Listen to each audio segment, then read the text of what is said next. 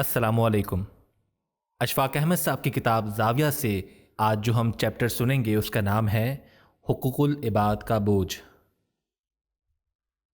میرے گھر کے فون پر فون کرنے والے کاجلی ہندسوں میں نمبر آ جاتا ہے، اور نام بھی، کیونکہ اس میں نمبر کے ساتھ نام ریکارڈ کرنے کی سہولت ہے۔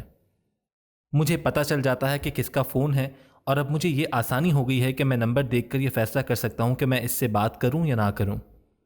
ایک ہمارا بہت ہی گپی دوست ہے، وہ لمبی بات کرتا ہے، گھنٹہ 1.5 گھنٹہ۔ اس کا نام آئے تو میں کہتا ہوں کہ میں فون نہیں اٹھاتا، یہ میرے پیچھے ہی پڑ جائے گا، جان نہیں چھوڑے گا۔ اس طرح سے کچھ اور ایسے نمبر ہیں جن کے اوپر دل نہیں ٹکتا کہ ان کو رسپانس دیا جائے یا ان سے بات کی جائے۔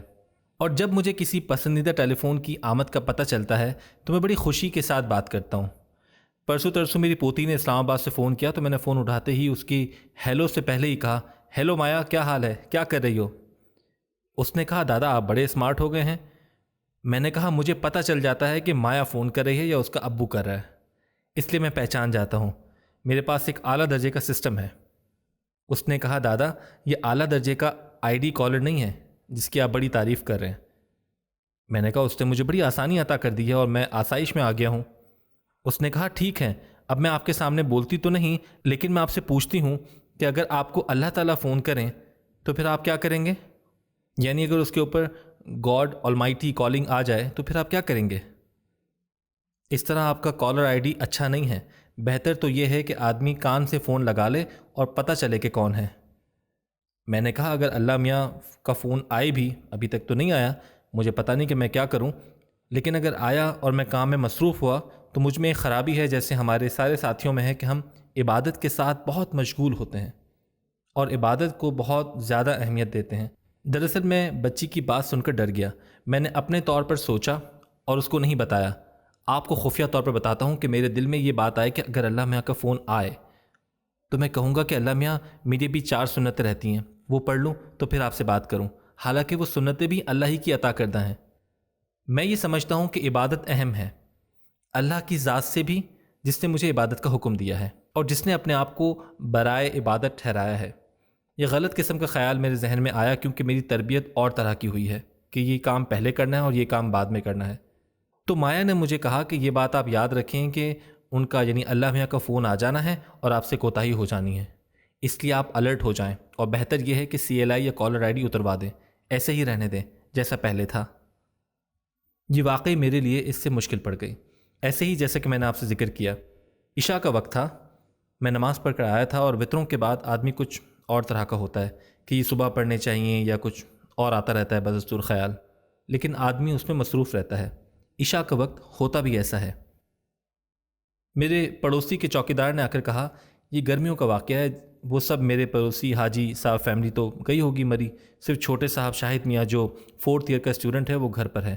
چوکیدار کہنے لگا کہ پتہ نہیں اچانک سے اسے شاہد کو کیا ہوا کہ وہ پہلے تو تشنج میں مبتلا ہوا اور پھر تڑپے اور پھر اچانک بے ہوش ہو گئے، انہیں ہسپتال لے جانا ہے، میں اکیلا ہوں، آپ میری مدد کریں۔ میں نے کہا کہ دیکھو میاں، میں اپنی نماز ختم کر لوں پھر دیکھوں گا کہ کیا کرنا ہے اور کیا نہیں کرنا ہے۔ میں نماز پڑھ چکا تو میں نے اپنے سلیپر پہنے، پنکھا بند کیا اور پھر آرام سے باہر گیا اور اس سے پوچھوں کہ شاہد کو کیسے لے جانا ہے۔ باہر نکلا تو پتہ یہ چلا کہ چوکیدار نے بتایا کہ ہم اسے لے گئے، یہاں ایک پنو نام کا گدا گاڑی والا ہے جو لڑکے سے بورے میں رکھ کر چھلیاں مکئی کے سٹے بیچتا ہے، اس کی گدا گاڑی میں رکھ کر ہسپتال لے گئے۔ ہسپتال والوں نے ٹیکا ویکا دیا اور انہوں نے کہا کہ اسے یہیں چھوڑ جاؤ، کل صبح ہم آپ کو بتائیں گے کہ کیا کرنا ہے، لیکن خیریت ہے آپ نے اسے وقت پر ہسپتال پہنچا دیا، ورنہ مشکل پڑ جاتی۔ میں نے چوکیدار سے کہا کہ چلو یہ اچھا ہوا۔ مایا نے پوچھا، پتہ نہیں اسے کشف ہوتا ہے کہ آپ کو اللہ میاں کا فون آیا ہے سی ایل آئی پر؟ میں نے کہا نہیں، ابھی تک تو نہیں آیا۔ کہنے لگی کہ دادا آیا تھا لیکن آپ نے اس کی طرف توجہ نہیں دی، بالکل آیا اور بڑی وضاحت کے ساتھ آیا، اور اس نے آپ کو حکم دیا کہ یہ کرو۔ میں نے کہا تجھے کیسے معلوم ہے؟ کہنے لگی کہ میری ایک تار آپ کے ساتھ بھی تو لگی ہوئی ہے۔ اسے پورے واقعے کا تو نہیں پتہ لیکن اس کا دل کہتا تھا۔ پھر میں نے کہا کہ بھئی اب ایسا واقعہ گزرا ہے۔ اس نے کہا کہ دیکھیے آپ نے اس کا فائدہ نہیں اٹھایا پورا، آپ چھوڑ دیتے نماز، پھر پڑھ لیتے، آ کے پڑھ لیتے، اگلے دن پڑھ لیتے، یہ تو آپ نے بڑی زیادتی کی۔ اس نے یہ مجبوری میرے ساتھ وابستہ کر دی کہ میں اسے اتروا دوں اور میں ہر کال کو موصول کروں۔ اب یہ کیفیت ہے کہ وہ ویسے ہی لگی ہوئی ہے اور مجھے فون کرنے والے کا پتہ بھی چل جاتا ہے۔ لیکن کوتاہی اس کے ساتھ ساتھ ہی چلتی رہتی ہے کہ میں ایک نظر دیکھ کر کہتا ہوں کہ یہ فون سننے والا نہیں ہے، لیکن اب مجھے یہ کام کرنا پڑے گا۔ زندگی میں اور بھی کام ہوتے ہیں، لیکن انسانوں سے متعلق جو کام ہوتا ہے اس کا بوجھ بہت زیادہ ہوتا ہے اور وہ ناقابل برداشت ہوتا ہے، اٹھایا نہیں جاتا۔ پھر ایسے ہی میری پوتی کے کہنے کے مطابق ایک کال ہی کہہ لیجئے اسے اور آ گئی۔ وہ بھی کافی مشکل تھی اور میں یہ سمجھتا رہا کہ میں حق بجانب ہوں۔ ہوا یہ کہ جس گھر میں رہتا ہوں اس سے 2-3 گھر چھوڑ کر ایک بہت بڑی کوٹھی ہے اور اس میں بہت معزز لوگ رہتے ہیں، بڑی بڑی گاڑیاں وہاں کھڑی رہتی ہیں۔ پچھلے دنوں جب الیکشن کا کام چلا اور الیکشن میں یہ خوشخبری سنائی گئی کہ بہت ساری خواتین کو بھی MP اور MA بنا دیا جائے گا اور مبارک ہو، اس کے گھر کے باہر ایک بڑا جھمگٹا لگ گیا۔ خواتین آتی رہیں جاتی رہیں، کاریں آتی رہیں جاتی رہیں، تو مجھے اندازہ تھا کہ وہ مسز اکرم بھی MPA ہونے کی آرزومند ہیں یا MNA ہونے کی ہیں۔ میں نے کہا بڑی اچھی بات ہے، ہمیں بھی خوشی ہوئی کہ چلو ہمارے علاقے کی ایک بی ہو جائے گی اور یہ بھی وہاں جا کر ڈیسک بجائے گی مسکراتے ہوئے۔ ایک دن یہ ہوا، اس دن میں ساہیوال جا رہا تھا اپنی ہمشیرہ کے پاس۔ ہوا یہ کہ مسز اکرم نے بہت بڑی دعوت کا بندوبست کیا اور اس میں امیدوار خواتین جو MNA اور MPA شپ کی تھیں وہ آئیں۔ بہت معزز لڑکیاں کلرفل قسم کے کپڑے پہنے ہوئے، اس نے اعلیٰ درجے کے کھانے بھی تیار کیے ہوئے تھے۔ ان میں ایک کھانا شامی کباب بھی تھے، کہا جاتا ہے کہ وہ بہت ہی اچھے بنے ہوئے تھے۔ وہ شامی کباب ان کے خانسامہ نے بنا کر بجائے میز کے اوپر رکھنے کے میز کے نیچے رکھ دیے۔ ان کا کتا جیکی بہت چھوٹا سا پیارا کتا، وہ آیا، اس نے جناب ایک شامی اٹھایا اور آدھا گٹ گٹ کر کے کھا گیا اور آدھا منہ میں دبا کر کھڑا تھا کہ مالکن اور دیگر بیرے خانسامے آئے اور دیکھا تو کہا کہ روکو اس کو، پکڑو پکڑو۔ خیر کتا ان کی نظروں کے سامنے کھا گیا اور یا خراب کر گیا۔ اب اصل دعوت شروع ہوئی۔ ظاہر ہے خواتین خوشگپیوں میں مصروف ہوں گی، اپنے سنہرے مستقبل کی باتیں کر رہی ہوں گی، پروگرام طے کر رہی ہوں گی کہ کیسے سیاست میں جانا ہے اور اسمبلی میں کدھر سے داخل ہونا ہے۔ یقیناً ایسی باتیں ہوئی ہوں گی۔ جب وہ کھا رہی تھیں اور اختتام کو پہنچی اور سویٹ ڈش کھا رہی تھیں تو ان کے مالی نے آ کر روتے ہوئے کہا کہ جیکی مر گیا ہے، وہ سڑک کے اوپر مرا پڑا ہے۔ اب مالکن جان گئی کہ اس نے جو کباب کھایا ہے اس میں کوئی زہریلی چیز تھی۔ گھر کی مالکن نے کہا کہ سب دوڑو بھاگو اللہ کے واسطے۔ سب نے بطرف ہسپتال موٹروں میں چھلانگیں لگا دیں۔ وہاں ان کے گلوں میں لمبی لمبی نالیاں ڈال کر ان کی واشنگ شروع کی گئی۔ جتنا اچھا کھانا کھایا تھا وہ 3 مختلف ہسپتالوں نے نکالا اور سب نے دعا کی کہ یا اللہ ہم اگر زندہ سلامت بچ جائیں تو تیری بڑی مہربانی ہوگی۔ ڈاکٹر نے بھی کہا کہ اب خطرے کی کوئی بات نہیں۔ بیگم صاحبہ نے خوشی میں 2 دیگیں داتا صاحب بھجوائیں کہ اللہ تیرا فضل ہے کہ میں اس ناگہانی مصیبت سے نکل آئی۔ میں یہ ہنگامہ دیکھ کر ہی ساہیوال جا رہا تھا اپنی گاڑی میں۔ وہاں کسی وقت مقررہ پر جانے کی بھی ضرورت نہیں تھی، میں وہاں 5, 10, 15, 20 منٹ کے لیے رک بھی سکتا تھا، لیکن میں چلا گیا اور دوسرے تیسرے دن وہاں سے واپس آیا۔ واپس آ کر میں نے مسز اکرم سے کہا کہ بڑا افسوس ہے، مجھے آپ کے کتے کا افسوس کرنا تھا، وہ آپ کا اتنا پیارا کتا تھا۔ اس نے کہا کہ ہاں بھائی صاحب یہ ہمارے ساتھ تو بڑی ٹریجڈی ہو گئی۔ میں وہیں کھڑا تھا جب وہ ٹرک بیک کر رہا تھا۔ ٹرک بیک کرتے ہوئے ٹرک کا لوہا کتے کے سر پر لگا اور وہ وہیں چوں کر کے ختم ہو گیا۔ مجھے ان لوگوں کو جا کر بتا دینا چاہیے تھا کہ یہ کتا کس وجہ سے فوت ہوا ہے، لیکن میں نے ان کو نہیں بتایا۔ میری پوتی مایا کہتی ہے کہ دادا ایک ٹرنک کال آپ کو اور آ گئی ہے اللہ میاں کی، وہ بھی مس ہو گئی، اس لیے کہ آپ کو یہ بات ان تک پہنچانی چاہیے تھی۔ کوئی سی اچھی بات ہو، خیر کی بات ہو، یہ بتائی جانی چاہیے۔ حضور نبی کریم صلی اللہ علیہ وآلہ وسلم کے پاس ایک صحابی رضی اللہ تعالیٰ عنہ تشریف لائے۔ پہلی مرتبہ کو یمن سے آئے تھے۔ انہوں نے پتہ نہیں کس صحابی کو دیکھا اور حضور نبی کریم صلی اللہ علیہ وآلہ وسلم سے عرض کیا کہ یا رسول اللہ صلی اللہ علیہ وآلہ وسلم، میں آپ کی یہ صحابی رضی اللہ تعالیٰ عنہ بڑے اچھے لگتے ہیں۔ حضور نے کہا کہ آپ نے ان کو یہ بات بتا دی کہ آپ مجھے اچھے لگتے ہیں؟ انہوں نے کہا کہ جی نہیں، میں نے تو شرم سے ایسا نہیں کہا۔ وہ صحابی اس وقت تک جا چکے تھے۔ حضور صلی اللہ علیہ وآلہ وسلم نے فرمایا کہ آپ بھاگ کر ان کے پیچھے جائیں اور انہیں گلے ملیں اور بتائیں کہ آپ مجھے بہت اچھے لگتے ہیں۔ اس کا اظہار کیا جانا بہت ضروری ہے۔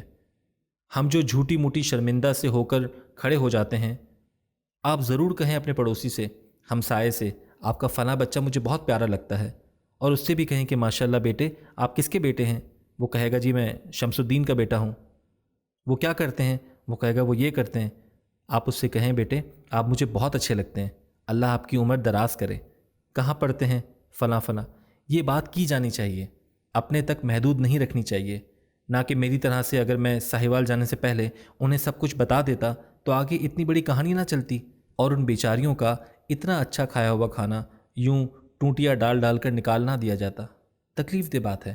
میں یہ عرض کر رہا تھا کہ اللہ بڑے بڑے انداز میں، بڑے روپ میں آپ کے پاس آتا ہے، میرے پاس آتا ہے، اور وہ اس بات کا تقاضا کرتا ہے کہ جو کچھ اس نے فرما دیا ہے اس کے مطابق عمل کیا جائے، اور بالکل یوں محسوس ہوتا ہے کہ وہ دیکھ رہا ہے۔